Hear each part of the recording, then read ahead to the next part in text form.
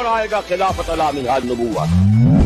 और अब जब ये खिलाफत आएगी उनका हासिल ये कि ग्लोबल होगी, पूरी दुनिया में होगी, कुल पूरे अर्जी पर होगी, तमाम आलम इंसानियत पर होगी। एक हदीस में हुजूर ने फरमाया पूरे अर्जी पर न कोई घर बचेगा और न कोई खेमा जिसमें कि अल्लाह का दीन दाखिल न हो जाए।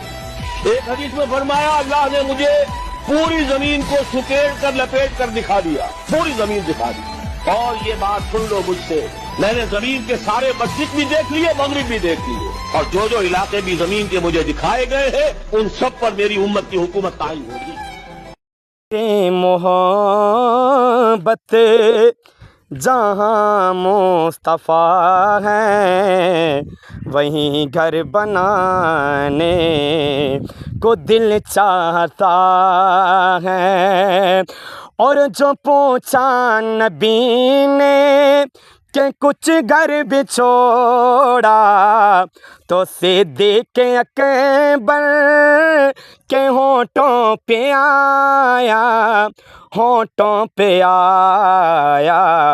वहाँ माल दौलत की क्या है ज़रूरत, जहाँ दिल लुटाने को दिल चाहता है।